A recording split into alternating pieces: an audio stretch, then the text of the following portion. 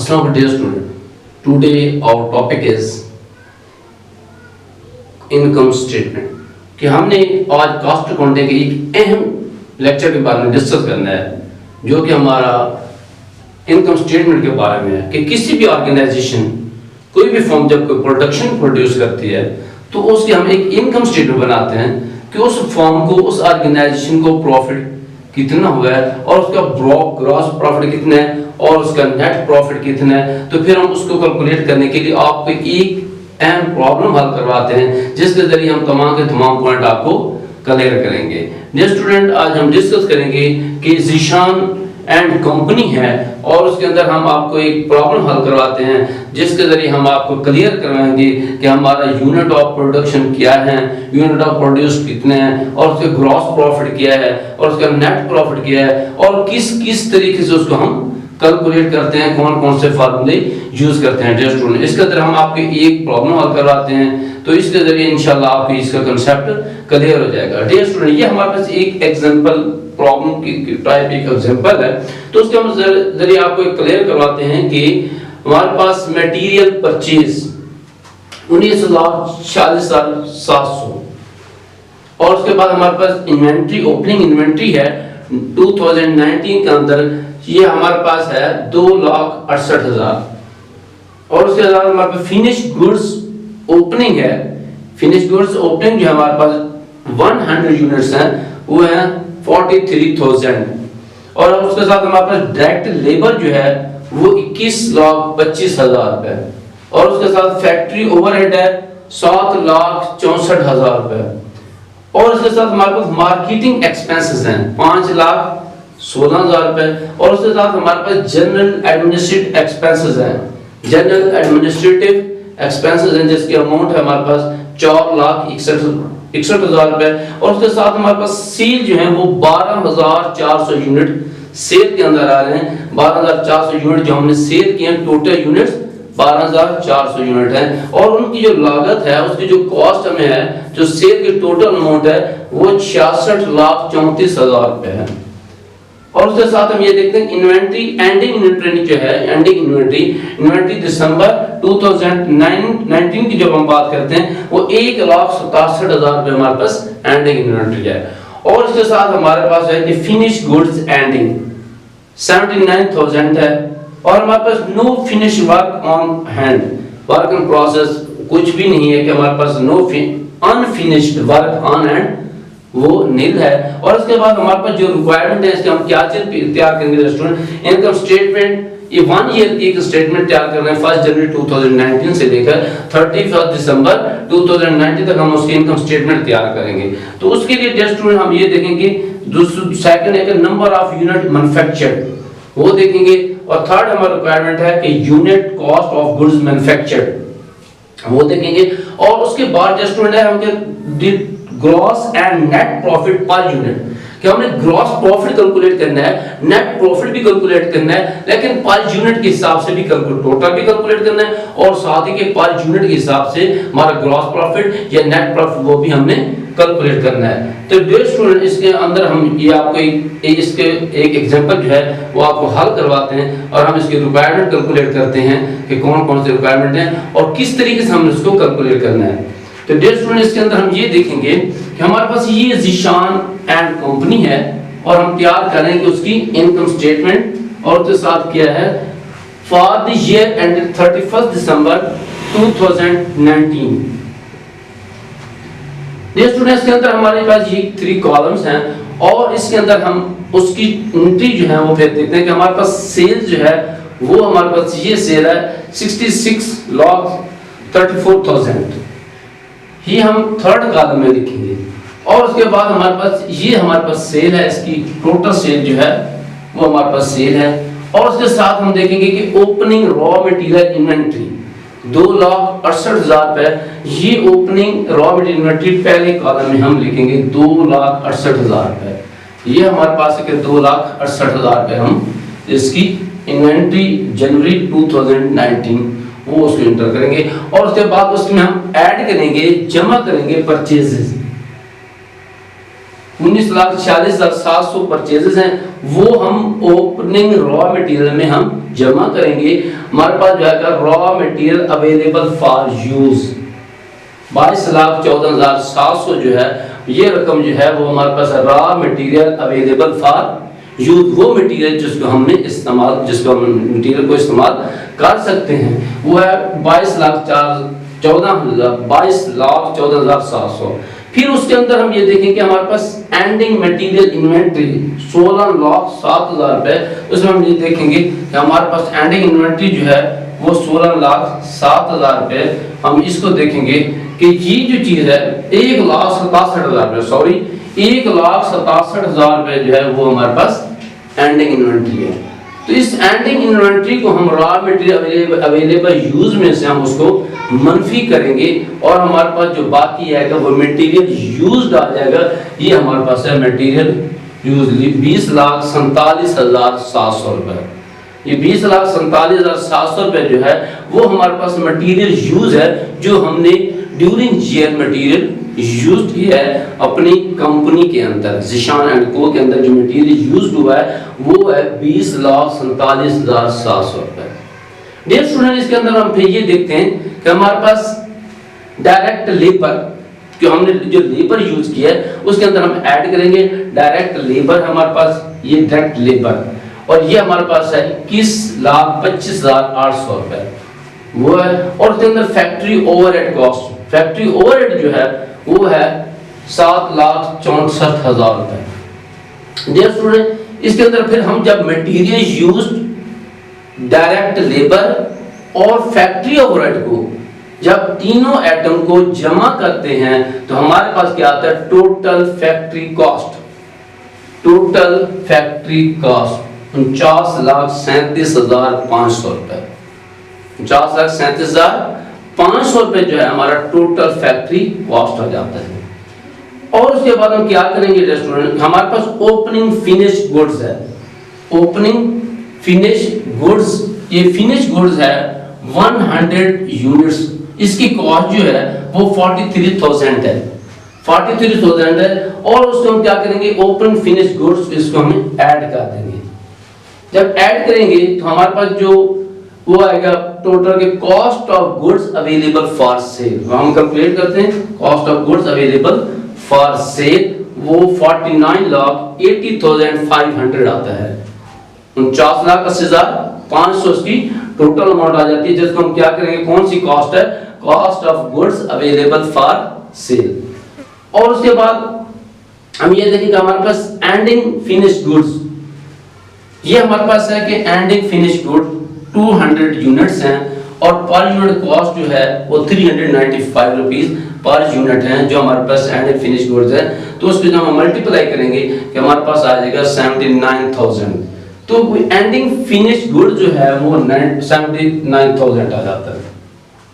और ये हमारे पास टोटल बाकी जो है हम क्या करेंगे कि हमारे पास ये सील है, ये हमारे पास सेल 66,34,000 हमारे पास सेल है और उसमें से हम क्या मनफी करेंगे कॉस्ट ऑफ गुड्स सोल्ड। जब हमने एंडिंग फिनिश्ड गुड्स को मनफी किया है तो हमारे पास आता है कॉस्ट ऑफ गुड्स सोल्ड, ये हमारे पास है कॉस्ट ऑफ गुड्स सोल्ड के 49,01,500 जो है वो हमारे पास आता है कॉस्ट ऑफ गुड्स सोल्ड। जब हम सेल में से कॉस्ट ऑफ गुड्स सोल्ड मनफी करेंगे डियर स्टूडेंट तो हमारे पास ग्रॉस प्रॉफिट आ जाता है कि हमारे पास ग्रॉस प्रॉफिट जो है वो हम किस तरीके से कैलकुलेट करेंगे कि हमारे पास टोटल सेल मनफी कॉस्ट ऑफ गुड्स सोल्ड को जब उसमें से डिडक्ट करेंगे तो हमारे पास आ जाएगा ग्रॉस प्रॉफिट। ये हमारे पास है ग्रॉस प्रॉफिट 17,32,500 रुपए है हमारे पास ग्रॉस प्रॉफिट आ जाता है। डियर स्टूडेंट, ये हमारे पास है ग्रॉस प्रॉफिट। और उसके बाद हम ये देखेंगे कि हमारे पास कुछ ऐसे एक्सपेंसेस होते हैं जो हमारे पास बाद में ऑपरेशन के अंदर बिजनेस को हमने मार्केट के अंदर जाना है, हमने प्रोडक्ट ले जाना है, उसको सेल करना है और उसके दरमियान जो हमारे जो भी जो एक्सपेंसेस होते हैं तो वो फिर वो हम क्या करते हैं प्रोडक्शन तो हो जाती है, प्रोडक्शन की कॉस्ट हम कैलकुलेट करते हैं, लेकिन उस प्रोडक्शन को हमने कहाँ ले जाना है, उसको हमने एक्सपोर्ट करना है, हमने मार्केट में सेल करना है, आउट ऑफ सिटी भेजना है, तो उसके लिए काफी सारे अखराजात होते हैं। फिर वो अखराजात भी हमने कहाँ से डिडक्ट करने होते हैं, यहाँ से डिडक्ट करने होते हैं ताकि हमारे पास नेट प्रॉफिट हम कैलकुलेट कर सकें। तो डियर स्टूडेंट इसके अंदर हम फिर ये देखेंगे कि जब हमारे पास ग्रॉस प्रॉफिट आ जाता है तो gross profit net profit calculate करने के लिए हम अदर जो एक्सपेंसेस होते हैं, जो अदर इनकम होते हैं, उसके इसके अंदर ट्रीटमेंट करेंगे, फिर हम कैलकुलेट करेंगे हमारे पास नेट प्रॉफिट। तो डियर स्टूडेंट इसके अंदर हम ये देखते हैं जब हमारे पास ग्रॉस प्रॉफिट है वो 17,32,500 आता है, तो उसके अंदर हम फिर क्या करेंगे, लेस ऑपरेटिंग एक्सपेंसेस करेंगे। लेस ऑपरेटिंग एक्सपेंस हमारे पास मार्केटिंग एक्सपेंस है, लाजमी बात है जब हम मार्केट में प्रोडक्ट को ले जाएंगे उस पे हमें चार्जेस, मुख्तलिफ चार्जेस पे करने पड़ते हैं, किराया अदा करने पड़ते हैं, टैक्स अदा करने पड़ते हैं, सेलिंग एक्सपेंस है, कुछ हमारे गवर्नमेंट की तरफ से हमारे एक्सपेंसेस होते हैं, तो कुछ ड्यूटीज पे करनी पड़ती हैं अपने प्रोडक्ट पर, तो उसके लिए हमारे पास मार्केटिंग एक्सपेंसेस आ जाते हैं। तो उस पर मार्केटिंग एक्सपेंस जो होते हैं फिर अंदर जाते हैं हम उसको चलाने के लिए, उस प्रोडक्ट को सेल करने के लिए उस ऑफिस में हमें कुछ न कुछ हमें मुलाजमीन की जरूरत होती है, तो उसके लिए हमें एडमिनिस्ट्रेशन एक्सपेंस भी हमें लाजमी जरूरत होते हैं। उस सिस्टम सारे को चलाने के लिए एक एडमिनिस्ट्रेशन एक्सपेंस भी होते हैं, फिर हम उसको एडमिनिस्ट्रेटिव एक्सपेंस में उनको चार्ज करते हैं। तो इस तरीके से इस क्वेश्चन के अंदर हमारे पास है मार्केटिंग एक्सपेंसेस, ये है 5,16,000 रुपए, और उसके साथ ही एडमिनिस्ट्रेटिव एक्सपेंसेस हैं वो 4,61,000 रुपए हमारे एडमिनिस्ट्रेटिव एक्सपेंसेस हैं। ये टोटल जब हम करते हैं तो ये हमारे पास ऑपरेटिंग एक्सपेंसेस जो हैं वो 9,70,000 रुपए हमारे पास हैं। 9,70,000 रुपए जो है वो कैलकुलेट करते हैं स्टूडेंट। जब हम उसको ग्रॉस प्रॉफिट में से ऑपरेटिंग एक्सपेंस मनफी कर देंगे तो फिर हमारे पास जो नेट है वो हमारे पास नेट प्रॉफिट आ जाता है। ये क्या है, 7,55,500 हमारे पास नेट प्रॉफिट आ जाता है। तो डियर स्टूडेंट ये हमारा नेट प्रॉफिट। और इसके साथ हम ये देखते हैं कि अगर इसके अंदर कुछ कोई अदर इनकम होती तो ऑपरेटिंग एक्सपेंस जहां है, अगर इन अदर इनकम होती तो फिर हम उसको ऐड कर देते, तो फिर हम उस बाद में जाकर उसे नेट प्रॉफिट कैलकुलेट करते। लेकिन क्वेश्चन के अंदर हमारे पास अदर इनकम नहीं है, इसलिए हमने नेट प्रॉफिट कैलकुलेट किया 7,55,500। डियर स्टूडेंट इसके अंदर हम ये देखते हैं कि हमारे पास जो दूसरे फार्मूले हैं कि हम दूसरी रिक्वायरमेंट जो है वो ये डियर स्टूडेंट हम देख रहे थे कि number of unit manufactured, number of unit manufactured जब हम करेंगे उसका एक फार्मूला है कि यूनिट सोल्ड, जितने हमने यूनिट सेल किए हैं उसके अंदर हम जमा करेंगे क्लोजिंग यूनिट। इस साल के एंड में हमारे पास जो यूनिट बच जाते हैं हम क्या करेंगे, यूनिट सोल्ड के अंदर एक फार्मूला लगा के जितने यूनिट सोल्ड हुए हैं उसके अंदर हम क्लोजिंग यूनिट को जमा कर देंगे। जब हमारे पास हमने ये शुरू किया था, जब हम प्रोडक्शन शुरू की थी, जब हम नया साल शुरू किया था उसके अंदर हमें कुछ यूनिट मिले थे वो हमारे ओपनिंग यूनिट थे, तो हम क्या करेंगे कि यूनिट सोल्ड उसमें से हम जमा करेंगे क्लोजिंग यूनिट और इसमें से हम मनफी करेंगे ओपनिंग यूनिट्स, तो हमारे पास आ जाएगा नंबर ऑफ यूनिट मैन्युफैक्चर्ड। और इसके साथ इस क्वेश्चन के अंदर हम जब देखते हैं कि इसके अंदर है कि नंबर ऑफ यूनिट मैन्युफैक्चर्ड, उसके अंदर देखते हैं इस क्वेश्चन के अंदर कि हमारे पास यूनिट सोल्ड में है, वो यूनिट सोल्ड है हमारे पास ये यूनिट सोल्ड 12,400, ये यूनिट सोल्ड 12,400, और उसके अंदर हमने जमा किया करना है क्लोजिंग यूनिट। क्लोजिंग यूनिट हमारे पास क्या है 200 है, तो 200 हम क्लोजिंग यूनिट में जमा कर देंगे, ये 12,600 आ जाएगा। तो 12,600 जो है वो यूनिट सोल्ड 12,400 है, क्लोजिंग यूनिट में जमा करेंगे, ये हमारे पास टोटल यूनिट 12,600 बन जाएंगे। फिर उसके अंदर फार्मूले के अंदर है कि ओपनिंग यूनिट जो है वो हम उसमें से मनफी करेंगे, तो ओपनिंग यूनिट हमारे पास है 100, ये 100 यूनिट जो है फिनिश गुड्स की ओपनिंग वो हम उसमें से मनफी करेंगे, हमारे पास आ जाएगा 12,500 कि ये जो यूनिट है ये है नंबर ऑफ यूनिट मैन्युफैक्चर्ड, और वो ये 12,500 यूनिट जो है वो नंबर ऑफ यूनिट मैन्युफैक्चर्ड हैं जो हमारी ऑर्गेनाइजेशन कंपनी ने यूनिट प्रोड्यूस किए हैं। तो इस तरीके से हम ये देखेंगे, हमारे पास आगे हम देखें कि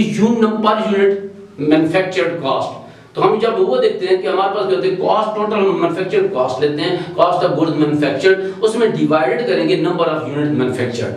तो हमारे पास आ जाएगा कि पर यूनिट मैन्युफैक्चरिंग कॉस्ट। और उसके बाद हम देखेंगे कि पर यूनिट, फिर हम देखते हैं कि पर यूनिट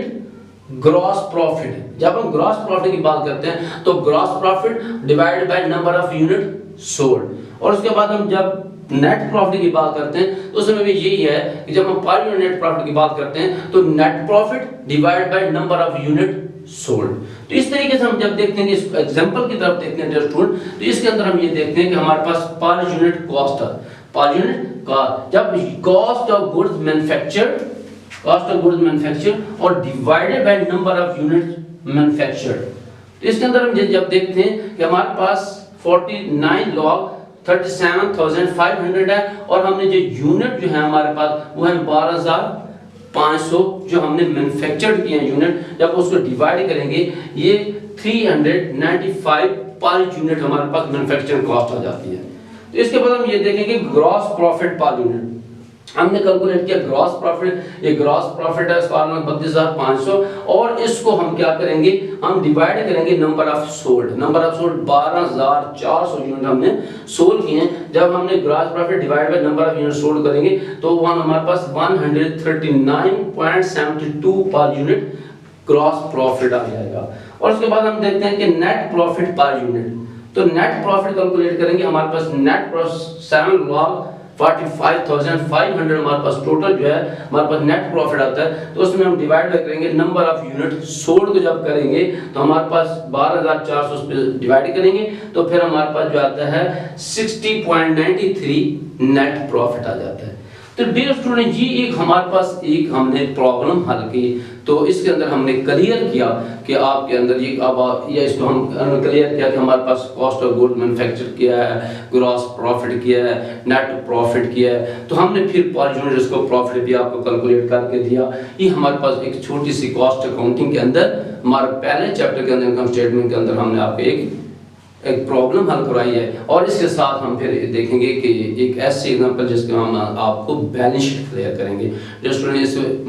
मुझे उम्मीद है कि आपको इस लेक्चर की मुझे समझ आ गई, आपको समझ आ गई। इसके अलावा फिर भी कोई प्रॉब्लम क्रिएट होता है आप मुझे लाजमी जो है कमेंट्स में याद करें और स्टूडेंट को गाइड करें। अगर आपको हमारे लेक्चर की YouTube के अंदर चैनल की समझ आ जाती है तो दूसरे दोस्तों अपने क्लास फेलो को भी इनवाइट करें ताकि वो भी हमारे लेक्चर से फायदा उठाएं। काफ़ी से स्टूडेंट हैं जो हमारे लेक्चर सुन रहे हैं, YouTube के जरिए सुन रहे हैं, फाइनेंशियल अकाउंटिंग भी सुन रहे हैं और कॉस्ट अकाउंटिंग स्टार्ट हमने किया है उसको भी फॉलो कर रहे हैं। फिर भी अगर कोई आप ऐसा स्टूडेंट जो आपके लिए मुखलिस है, जो आप उनके लिए मुखलिस हैं, उनको लाजमी गाइड करें ताकि वो हमारे YouTube पर ब्राइट एजुकेशन के नाम का हमारा चैनल है उसको वो लाजमी सुने और इससे फ़ायदा उठाएं। इस वक्त मैं डियर स्टूडेंट इजाज़त चाहता हूँ। अल्लाह हाफिज़।